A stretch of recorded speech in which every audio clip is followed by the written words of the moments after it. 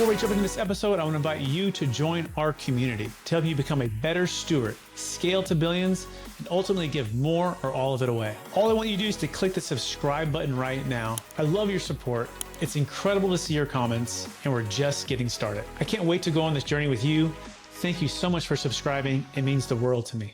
Welcome to the Build to Billions podcast, where we guide successful entrepreneurs and investors on their journey from millions to billions. We believe the key to scaling your business and compounding your wealth starts every single day with a mindset and practice of stewardship over ownership and applying billionaire biblical principles. Our ultimate goal is to help you scale and compound your wealth and life so you can give more or all of it away to help MVPs. Hey, I'm your host today, Brett Swartz. On each and every episode, we feature some of the world's best top entrepreneurs, millionaires, and billionaires. They share their principles, values, secrets, and wisdom, providing each of us with the insights we need to reach the next level of success, faith, and impact. Hey, I'm excited about our next guest. He's out of the great state of California, now living in Arizona. We're going to be talking about, growing up in the Bay Area and also growing up and seeing real estate and how it's changed over the years, as well as multifamily investments, and then kind of give an overall 2025 outlook of what we're seeing today. Please welcome to the show with me, Craig McGrouther. Craig, how we doing? Craig McGrouther. Craig, how we doing?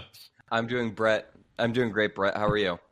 I'm doing well. We talked about the first day of the new year recording this thing. I guess it's the sixth day. It's the first Monday back. So things are going to be a little bit maybe out of sorts. But corporate America is coming back today. This is a brutal day. Everyone's email is way too overflown. I haven't spoke in a professional manner in front of a mic like this in 2 weeks. And just like you, Brett, I'm doing 10 meetings a day, basically Zoom or so, phone calls every day, being professional, being crisp, recording at least probably 3 podcasts a week.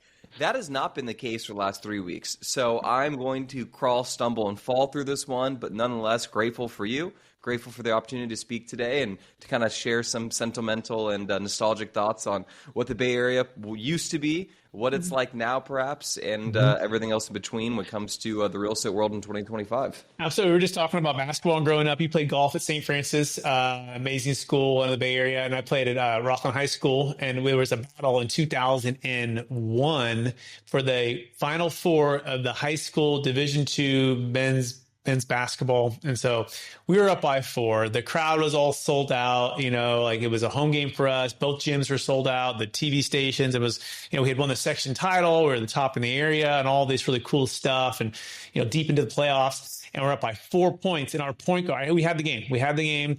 Our point guard goes for these 2 steals. And I'll never forget. I'm like, why did he go for the steals? They were out. They weren't like a great steal. It wasn't like, oh yeah, go for it. It wasn't just thoughtful, right? It wasn't thoughtful. It was kind of a risky steal. Anyways, their point guard, who's a star, ends up hitting 2 threes, back-to-back possessions on the same play over the same 2 steals. And they go up by 2, and literally all the momentum gets pulled out of the room. And so that was the end of that was my junior season. That was the end of it. And then they went on to lose to Dominguez Hills, which had Tyson Chandler, who, not a bad person to lose to. He was MVP in the NBA. Yeah, he's incredible. Played for the Mavericks, got a title, all this stuff. Anyways, but you played golf. That's cool. Tell us a little bit about that. Growing up playing golf at St. Francis and the Menlo Park and that whole thing. Yeah, well, it's kind of funny. Growing up, golf was not cool. So golf was kind of lame. Golf was stuffy. Now, obviously, Tiger Woods definitely made golf a little bit more in vogue and trendy. It gave a little more of an attitude and a flair than what was there before. That obviously came up around that, as you mentioned, 2001 timeframe when you were in high school. I'm sure you remember Tiger Woods kind of setting records and was basically being a phenom, had all the acolytes, was doing great. But golf wasn't really cool growing up. And then it wasn't until COVID where golf did get cool, but played golf in high school, grew up in the Menlo Park area, in the Bay Area. And it's kind of funny. I actually grew up wanting to sell real estate. I loved homes when I was a kid growing up. We're talking about sports. We could probably talk all day about sports. I grew up doing 2 things, or watching 2 things, really. I watched ESPN and HGTV. Why the 2? I don't really know. I loved flipping shows. So I always wanted to sell homes, and, growing up in the Bay Area, not really the cheapest area. So I figured, hey, you sell big homes, you make a lot of money, right? So cool. Great thought. Started my career selling homes. So if you like this little short clip of the interview I just did, click over here to watch the full interview.